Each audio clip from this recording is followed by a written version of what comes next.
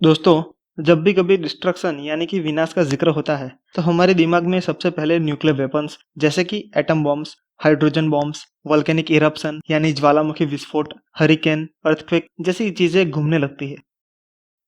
और दोस्तों, ऐसा होना काफी हद तक जायज भी है, क्योंकि पृथ्वी पर सबसे ज्यादा भयानक विनाश और सबसे ज्यादा एनर्जी इन्हीं की वजह से रिलीज होती है, जिसका असर भी काफी खतरनाक और घातक होता है। दोस्तों, हमने अभी तक मौजूद सबसे शक्तिशाली न्यूक्लियर वेपन्स और हो चुके नेचुरल डिजास्टर जैसे कि वोल्केनिक एक्सप्लोजन और अर्थक्वेक के बारे में तो पढ़ा ही है, जिसमें निकली ऊर्जा यानी एनर्जी इतनी ज्यादा होती है कि यह कई शहरों तक को तबाह कर सकती है। और इसके साथ ही अगर हम एक्सट्रीम केस ले, तो शायद कई देश भी इन विनाशकारी तत्वों से नष्ट किए जा सकते हैं। इसमें भी कोई शक नहीं है कि जब कोई भयानक विस्फोट होता है, जिसमें से निकलने वाली ऊर्जा या एनर्जी कई मेगाटन्स ऑफ टीएनटी के बराबर होती है। पर दोस्तों, जरा सोचिए, क्या इस एनर्जी के द्वारा किसी ग्रह जैसे कि पृथ्वी का विनाश कर सकते हैं, या फिर पृथ्वी पर इतनी भारी ऊर्जा पैदा कर सकते हैं कि किसी ग्रह या खुद पृथ्वी का पूरी तरह से विनाश हो जाए। सबसे पहले जिन तरीकों के बारे में हम बात करेंगे, वो कोई सुपरनोवा या गैमा रेज या अन्य कोई स्पेस रिलेटेड एक्सप्लोजन नहीं होंगे, बल्कि करंट मॉडर्न टेक्नोलॉजी द्वारा किए जाने वाले एक्सप्लोजन को ही हम यहाँ डिस्कस करेंगे, क्योंकि ये तरीके प्रैक्टिकली काफी हद तक एनर्जी जनरेट कर सकते हैं। Energy in every matter. ब्रह्मांड में रहने वाली हर चीज में अपनी पोजीशन की वजह से, अपनी स्थिति की वजह से एक खास तरह की एक एनर्जी मौजूद होती है, जिसे पोटेंशियल एनर्जी कहते हैं। और ग्रेविटी यानी गुरुत्वाकर्षण की वजह से उसमें ग्रेविटेशनल पोटेंशियल एनर्जी होती है, जिसकी वजह से कोई भी वस्तु किसी दूसरी वस्तु के ग्रेविटेशनल फील्ड में एग्जिस्ट कर पाती है। किसी भी स्टेबल सिस्टम के लिए ग्रेविटेशनल पोटेंशियल एनर्जी कम या फिर नेगेटिव होनी चाहिए, जिसकी वजह से वो एक बाउंडेड सिस्टम कहलाता है, जिससे उस सिस्टम के सारे पार्टिकल्स एक ही स्थान पर मौजूद रहते हैं। अब अगर बाउंडेड सिस्टम के पार्टिकल्स को हमें एक दूसरे से ग्रेविटेशनल फील्ड से अलग करना होगा, आसान भाषा में कहें तो अगर हमें किसी भी सिस्टम को डिसेंबल करना यानी टुकड़ों में बांटना होगा, तो हमें उस सिस्टम की ग्रेविटेशनल बाइंडिंग एनर्जी जितनी एनर्जी या उससे ज्यादा एनर्जी उस सिस्टम को देनी पड़ेगी, जिससे कि सारे पार्टिकल्स फ्री हो सके। अब इसी कॉन्सेप्ट को हम अर्थ यानी पृथ्वी पर लगाएं, तो हमारी पृथ्वी की ग्रेविटेशनल बाइंडिंग एनर्जी लगभग 2.487 इंटू 10⁻32 जूल निकल कर आती है। और अगर हमें पृथ्वी को नष्ट करना है, तो हमें मिनिमम इतनी एनर्जी तो चाहिए ही चाहिए। पर क्या हम इतनी एनर्जी पैदा कर सकते हैं जो पूरे प्लेनेट को टुकड़े टुकड़े कर दे? आइए जानते हैं।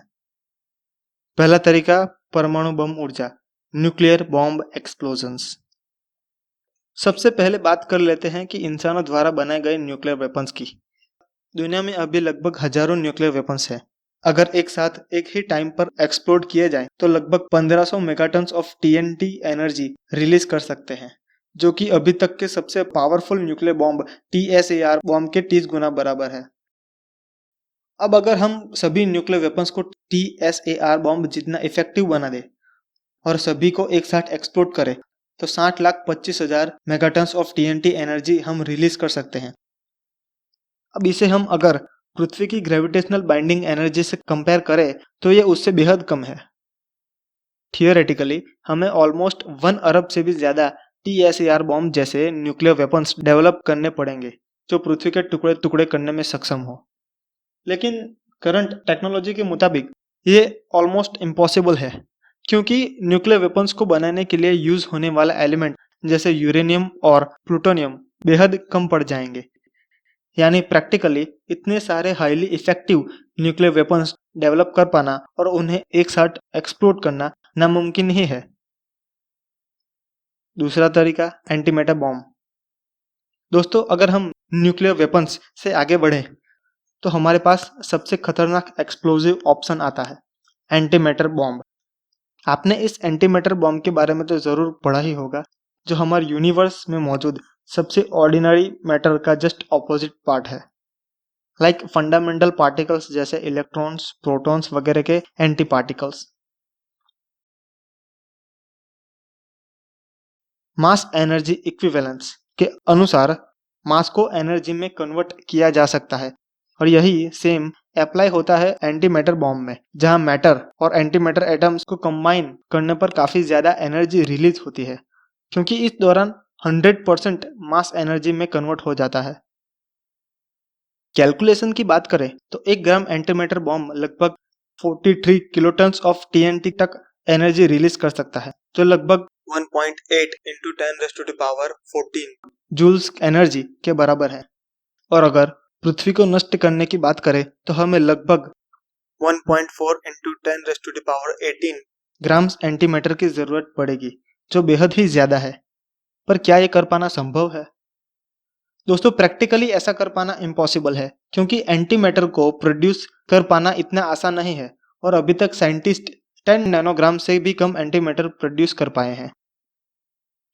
इंटरेस्टिंग बात यह है कि करंट टेक्नोलॉजी और प्रोडक्शन रेट के हिसाब से हमें 1 किलोग्राम एंटीमैटर प्रोड्यूस करने में 10 बिलियन साल, 10 अरब साल से भी ज्यादा का टाइम लगेगा, जो वर्चुअली इम्पॉसिबल है। और किसी प्लैनेट के टुकड़े टुकड़े करने के लिए इतनी ज्यादा एंटीमैटर अमाउंट को स्टोर करना हमारी पहुंच के बाहर है।